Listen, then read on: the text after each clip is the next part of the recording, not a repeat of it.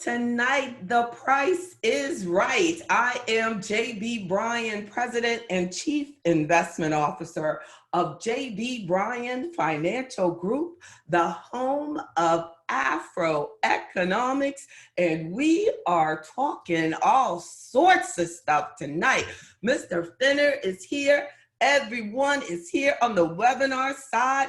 I mean, I truly appreciate our AfroEconomics members participating, Ms. Jones, Mr. Robinson, Larry, Kimberly, Maurice, two Maurices, yes indeed.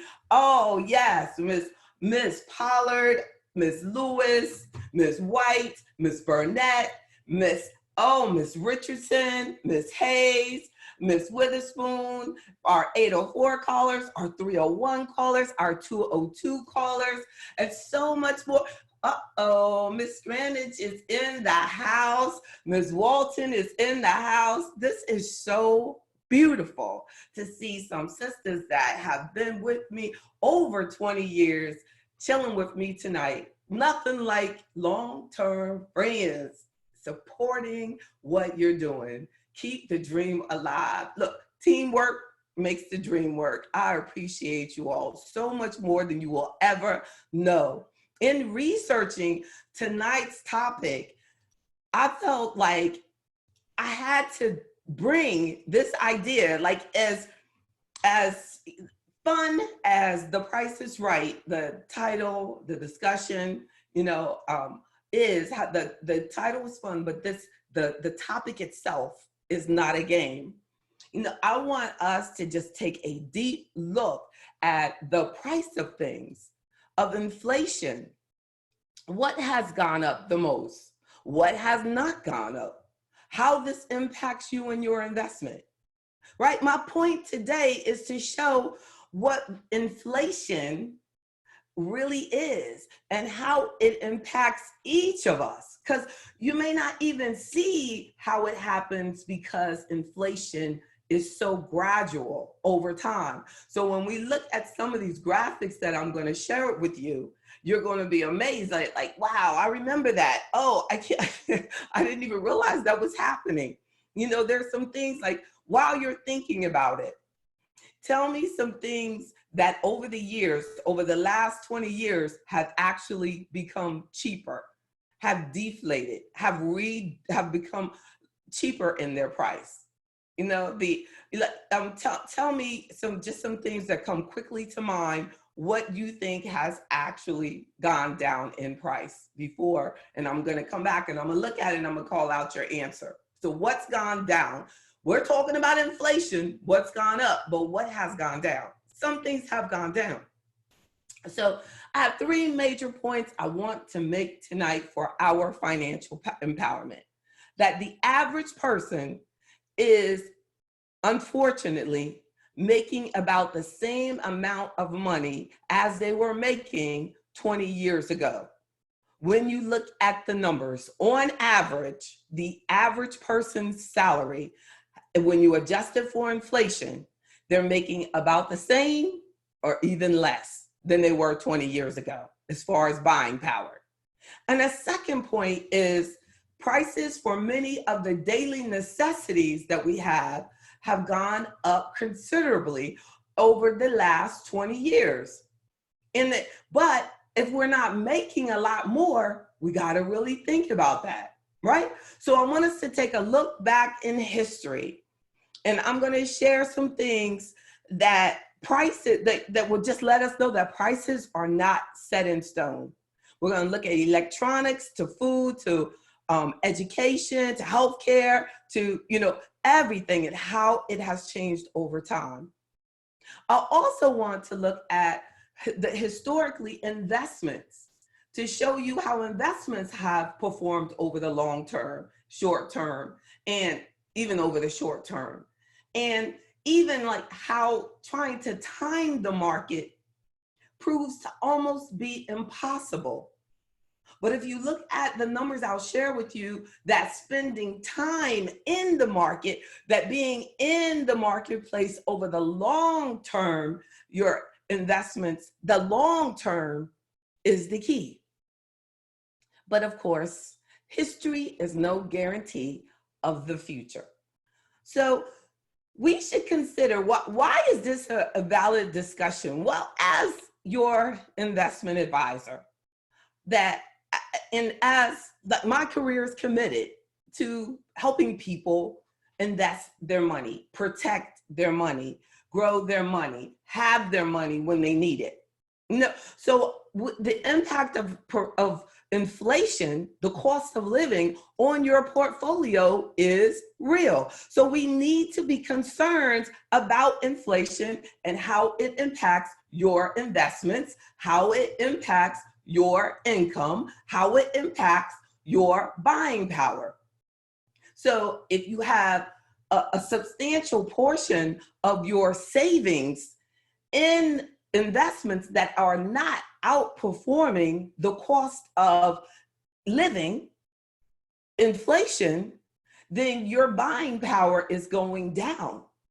So even if a person feels like they want to just keep their money under their mattress, they're still exposing themselves to risk. So that's why, as your financial advisor, I have to make sure that even as a retiree, even if my client is not working anymore, it's still important for me to make sure that their assets have the opportunity to grow. At least a portion has an opportunity to outpace the cost of living.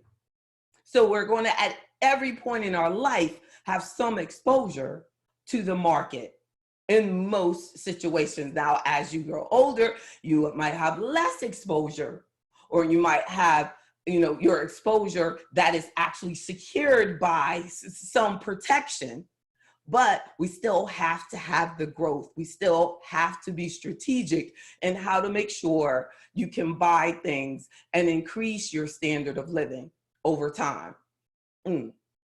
So the more money that you just hold in cash, the worse inflation will punish you. So $100 under the mattress will only buy you $96 worth of stuff if inflation is at 4%. So by the next year. But we're in like a 2% inflation era. We're enjoying some really considerably low inflationary times. But inflation, what is it? So inflation tracks the rise in prices of things that you buy, products, goods, and the services that we need. So inflation basically bites into your ability to buy things. When inflation goes up, your prices for things goes up and you're able to buy fewer things because the cost of making things, the input, the stuff that's put in to create that particular product, those things go up. So it's all connected. And the money that the company is trying to make from their product could possibly go down because it's costing them more to make the product. And consumers might buy less because they can't afford it. As a result, the economy could slow down. So we're in a time of low interest rates. So it's a particularly challenging time for the conservative investor, because if you're getting really, really low interest rates in the interest-bearing investments, and then we're sitting here dealing with all of this extreme volatility in the stock market, it makes it even more important for you to know that you need to seek financial advice and understanding the relationship between interest rates, your investments, the stock market, and inflation. How you're going to grow your money, but still be in alignment with your risk tolerance, right? Amazingly, but yeah, so I'm going to show you something. I'm going to get it set up, and then I'm going to share with you on the screen. Let me see. Woo. When I do that, I'm touching it, making my screen bigger. Coming to you. Let me make sure I'm going to check on y'all. Oh, y'all, how you doing? Good to see you, Larry. Y'all are so nice. Okay, things that you think have gone down in price. Ms. Woodson said TVs. Ms. Witherspoon said computers. Air? Ms. Pritchett said air. I think the price of air? Look. Oh, indeed. Ms. Pollard said, can't think of anything. Ms. Witherspoon said, things that have gone down. Again, definitely gas has gone down, like just this week. And Ms. Barnes said the same thing. Gas has deflated. Like gas is like gas is at like the lowest price in history. Amazing. Okay, here we go. Let's check out this. So this is, look at this. If it's gonna lie. So in 2015, in 2015, in 1915, an electric hair dryer. Can you see my mouse? This is interesting. Let me see. I'm gonna see if I can use my little tools. So in 1915, this hair dryer was $10. In today's dollars, if it was adjusted for the inflation rate, just the cost of living inflation, the cost of a hair dryer would be, in today's dollars, $213. So to buy something worth $10 in 2015, you have to have $234. Think of it that way. But fortunately, your hair dryer are still between the price of $25 to $49. But there is someone out there that's paying $234 for their hair dryer, I'm sure. Look at this. I wonder if it's gonna let me, because see, now I have that on and it won't let me. Let's try. I'm just gonna touch it, see if it'll let me touch it to move forward. No, because I have to stop my annotation. That's scary. That is scary. So then you have, so much for that. So thank goodness I know how to use the eraser. Boom, boom, boom, boom, boom, boom. Let's go back to, and then you got to go out of it. I don't like that. So I hope y'all can see my mouse. Let's look at some others. I'm going to go to the beginning. Don't cheat. Don't cheat. So this is an iPod in 2021. You see my mouse? It was $400. In today's dollars, $500. If that $400 from 2001 was adjusted for inflation, it'd be $534. What? That's one of the things that has deflated, gone down in price. $199 is the price approximately now for an iPod Touch. Who's buying one, right? So in 1983, now I'm serious, I know as far as in Virginia, I was one of the first people to have this phone, because I remember when the company now called Verizon brought this to Virginia and my sales manager gave it away as a gift, and I was leading in sales for that particular month, and I won this phone.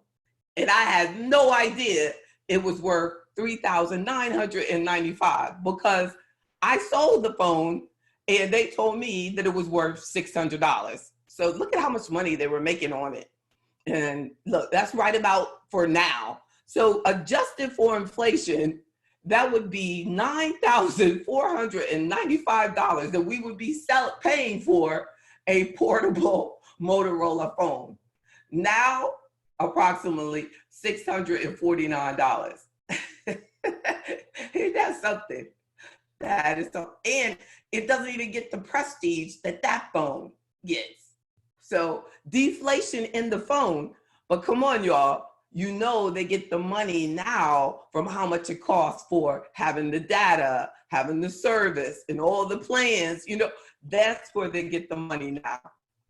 Back then, you were roaming if you made a call across the street, you know, but now you can call anywhere. So they're getting that money from flat fee.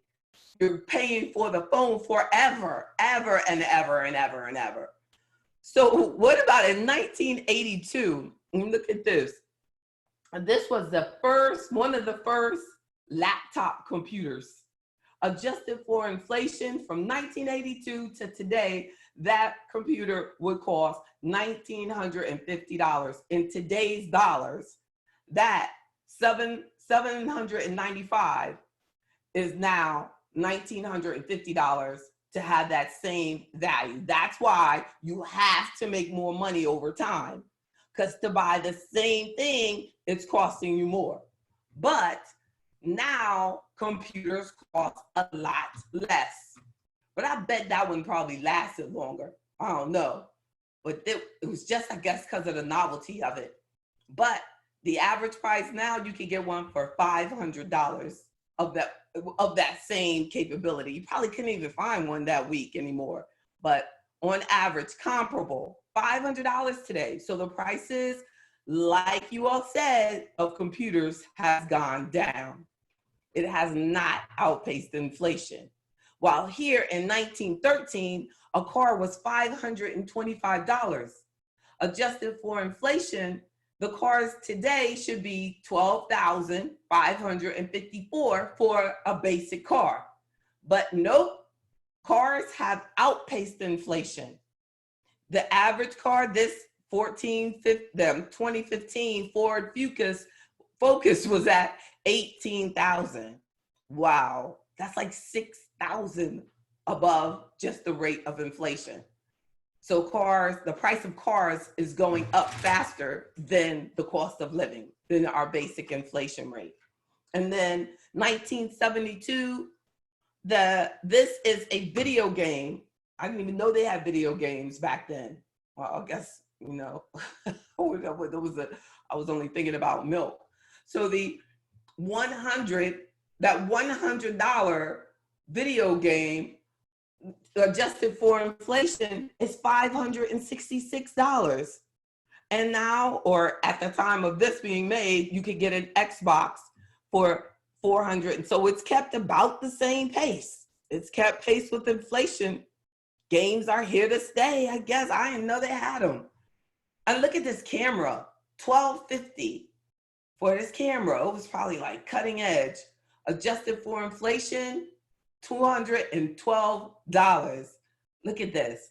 Now, a standard digital camera, this wasn't even digital, between $25 and $100. So the price of a camera has deflated, but the contents of it is probably a lot cheaper.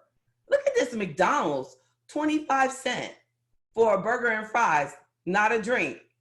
Adjusted for inflation, $2.21. McDonald's has outpaced inflation. Plus, I bet they don't have as much beef in their burger. They got soy in it today. And so to say that, oh, we're good. Oh, let me see. Let me check on y'all, make sure. Because cameras are on all or most cell phones. Exactly, Ms. Pollard.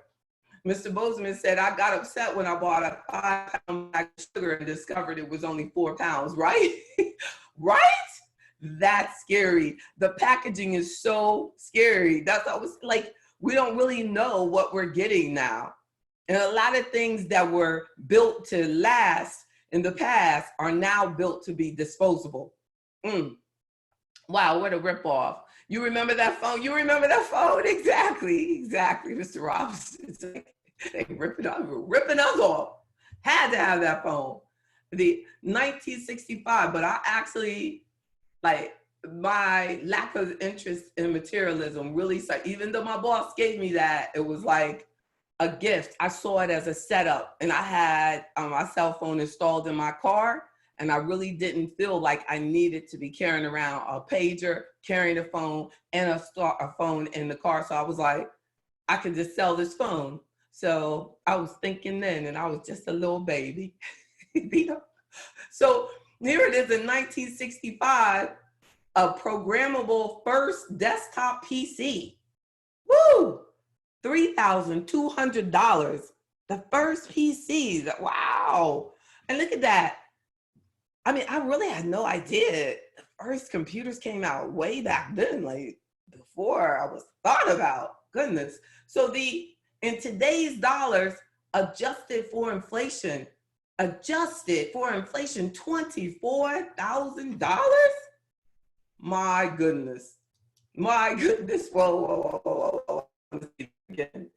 So today, an average price of a full desktop PC with a monitor and a keyboard, look, ain't no monitor here, $800. Definitely the price of computers has gone down, but the volume, look at how many more computers. Everybody has a computer basically.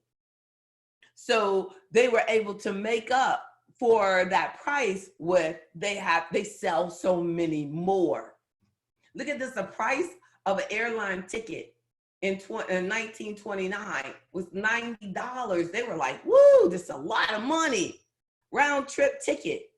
And then adjusted for inflation, that would be $1,200 today. And today you could get a round trip ticket for $300. Look, today you can get a round trip ticket to Texas to Mississippi for like probably $20. That's because of our pandemic, unfortunately. And it's really sad. But in normal situations, you know, that round trip, it is a lot less expensive.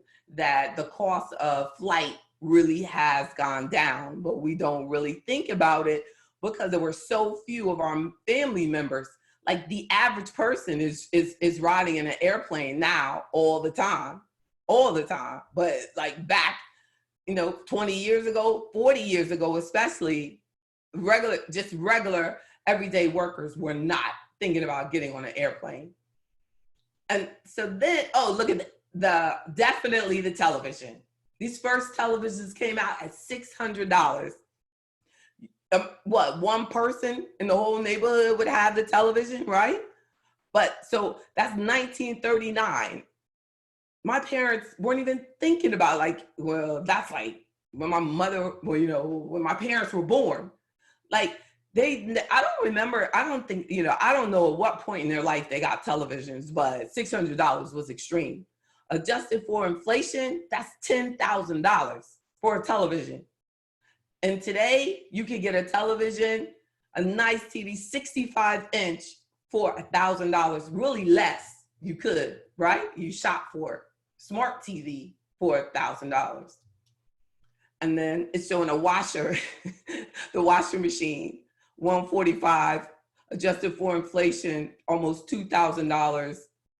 Yes, you can get that for way under inflation rate because what? A lot more people have washing machines.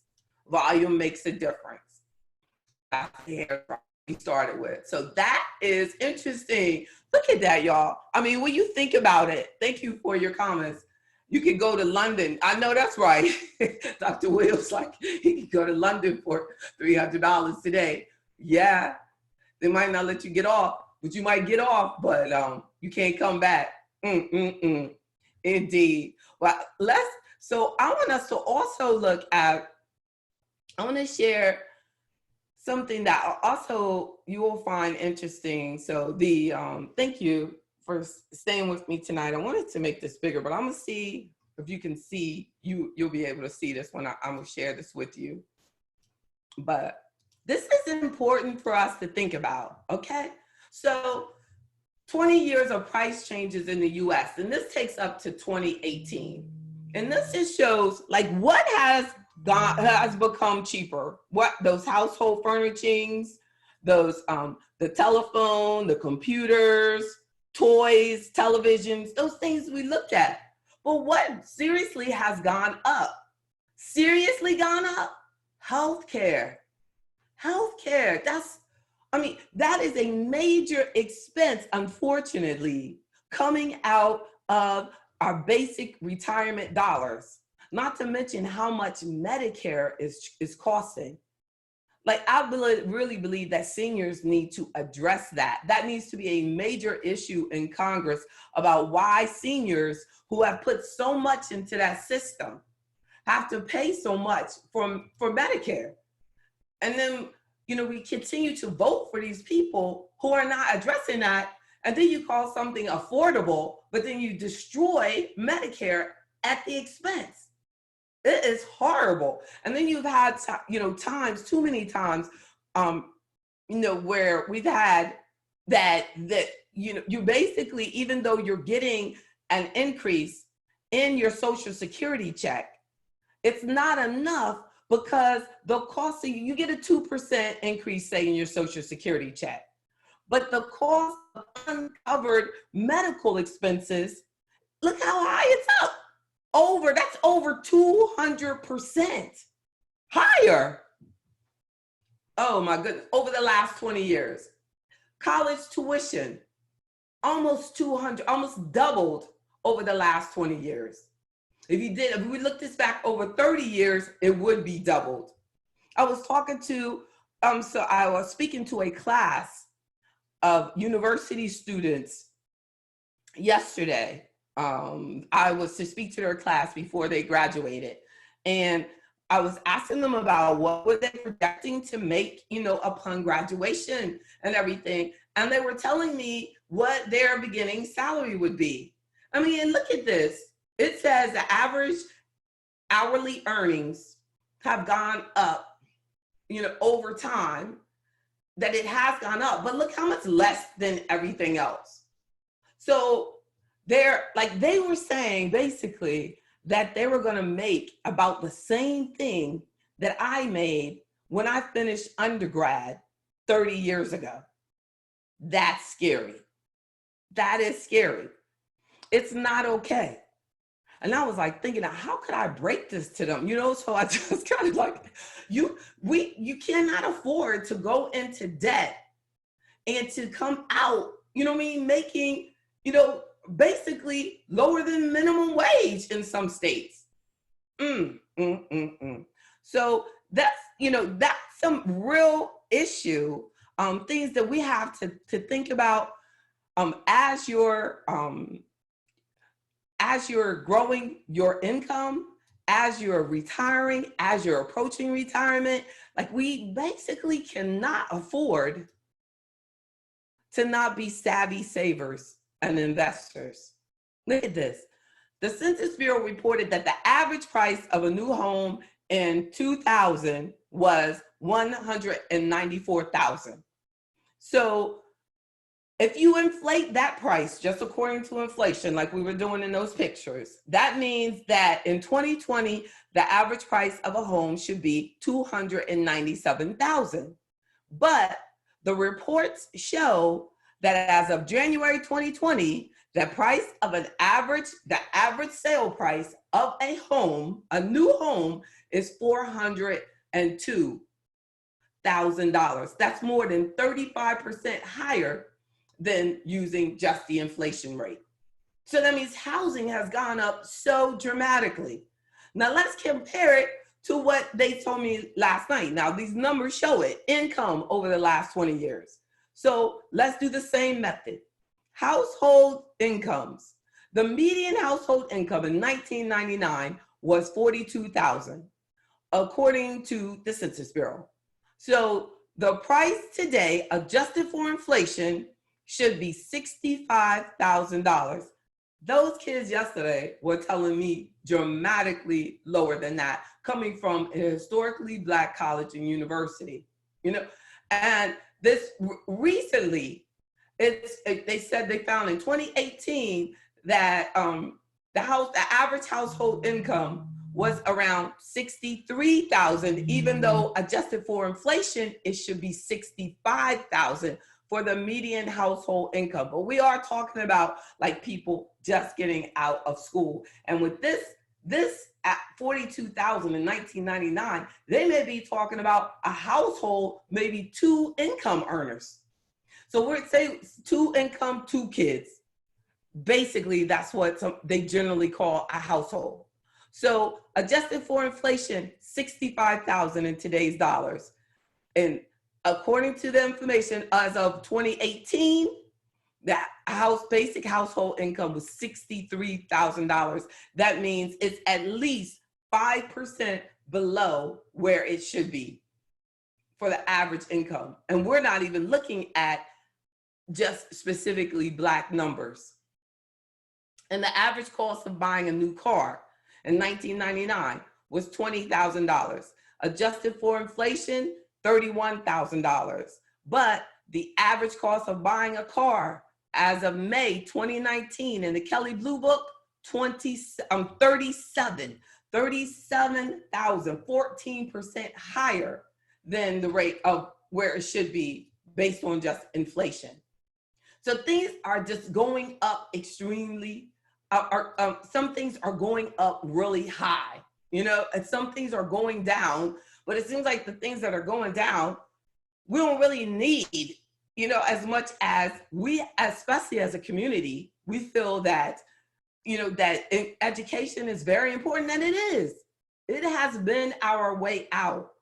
But now with the debt that's associated with it, we have to do better. Next week on Tuesday in my AfroEconomics Teen Academy, the topic is how to pay for college yourself, how to pay for college on your own. Because so many kids are not taught that it is their gift. It is their responsibility. That is your investment in yourself. We have kind of said that this is what the parents are thinking, like, this is what you have to do. So what they've done is these private lenders have focused on getting you to sign off on those plus loans, putting more and more parents into debt. And they don't base it on what you can pay.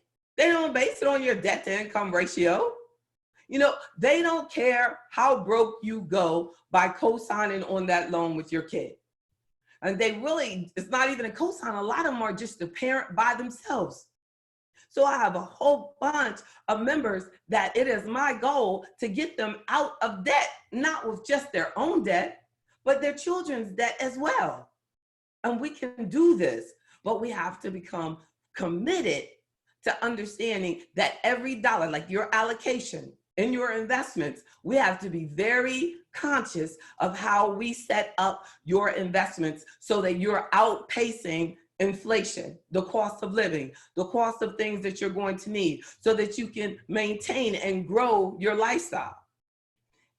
Dr. Williams says, it seems our products cost less and services cost more. I know that's right. I think that, I mean, yes, that the products like stuff, discretionary, durable items, cars and things, those are the things when you look at that study, Road to Zero Wealth, that the Black wealth is going down and diminishing because we're spending more of our money, too much of our money on those durable consumer goods that depreciate and go down in value faster and faster.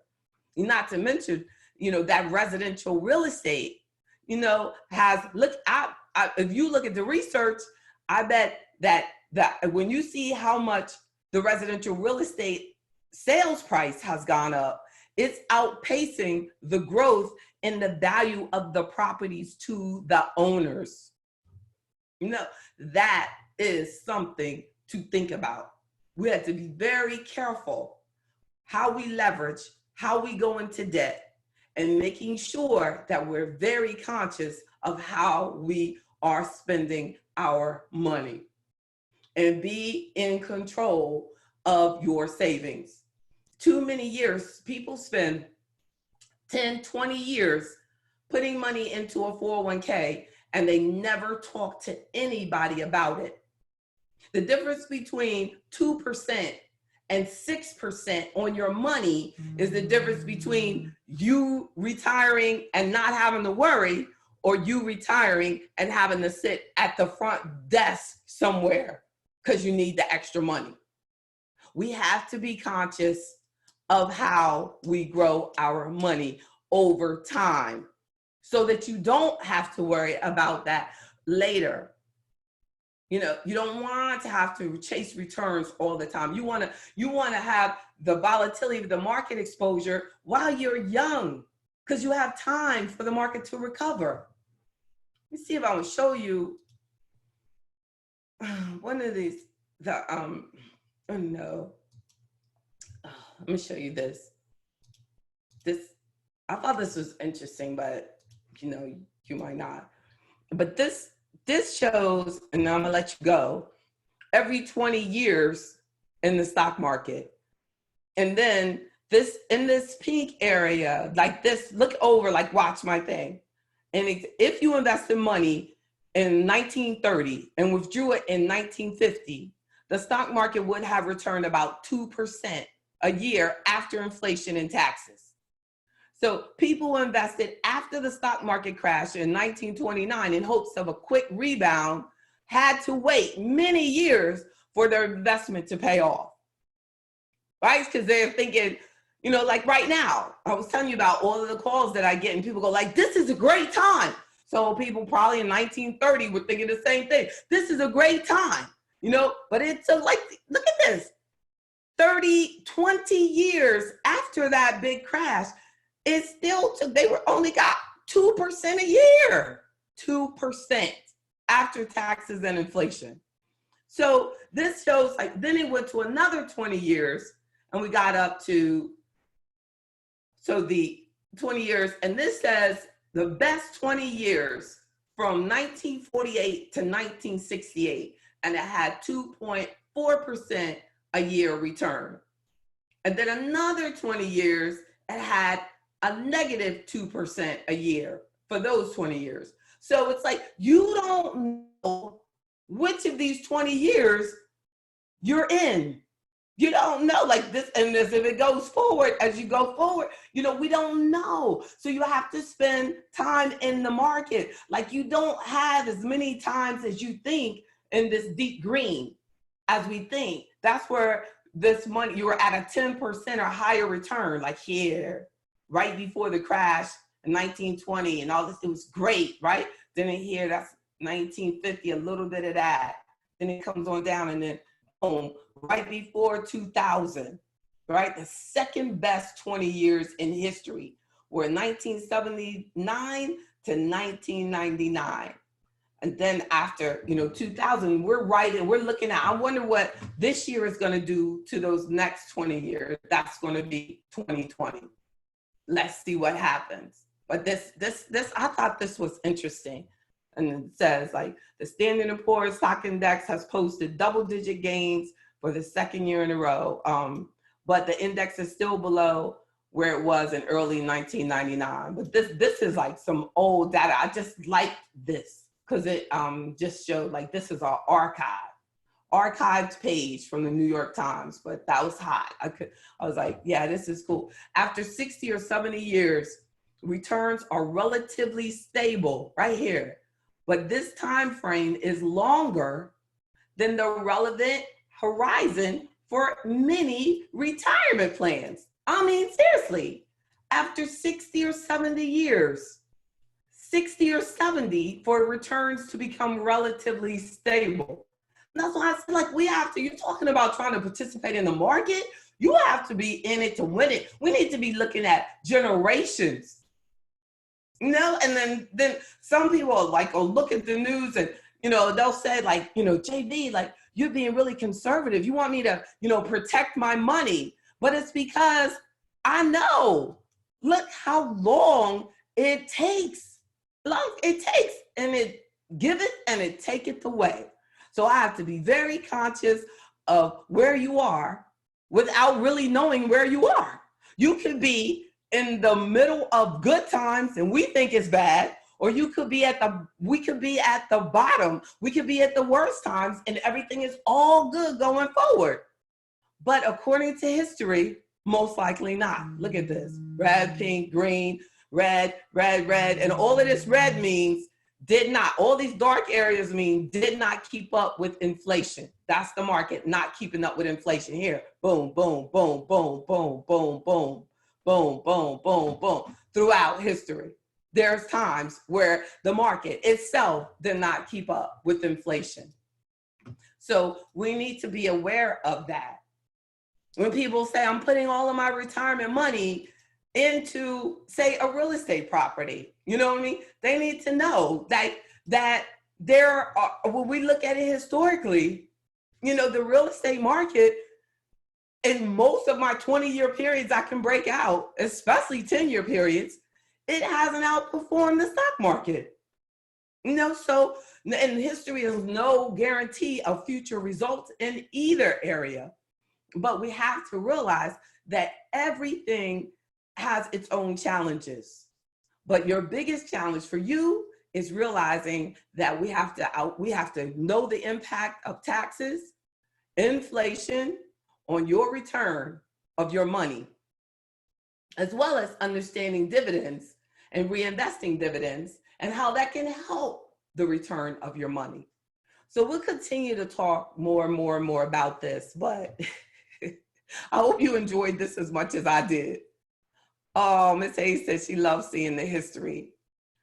Oh, yes, indeed. Well, thank you y'all so much for just taking the time and allowing me to share that, because it's important for us to know, and I will continue to bring it. Just let me know. I thank you, Ms. Hayes. She said you love seeing the history. I love to see it too. And we can't study it enough, because we can get a better idea of where we're going, what we should be doing, based on history. History tells us that overall, using the S&P 500 as an example, that we should expect about 7% after adjusting for inflation out of the equity area. But there'll be times where you're nowhere close to that. And there'll be times where you're way over and way below, but there's no guarantee. Also notice that we're in a very low interest rate era. Be very careful in what you do with your money now. A lot of people are refinancing ineffectively, and you're costing yourself thousands because you're rate tracing. You have to look at all of the expenses involved in a refinance of a home and a car, any of those things. Be very careful. All interest rates are not created equal. Let's look at those things together. Protect yourself. Use your resources. Be a member of AfroEconomics. Continue to get for information. The word says, my people shall perish due to lack of knowledge. Knowledge. So our enemy is not racism and discrimination, what we get beat with all the time. It's the knowledge that we have access to now. And by you taking time tonight to listen to this, because I care about you, and this knowledge, this is power. You can use it anywhere. But remember, take your time during these times. Be careful and watch your every dollar. Thank you, Ms. Richardson. Thank you. I'm J.B. Bryan, President and Chief Investment Officer at J.B. Bryan Financial Group, a registered investment advisory firm and the home of AfroEconomics. Check out AfroEconomics.com for all of my weekly events, and JBBryan.com as well.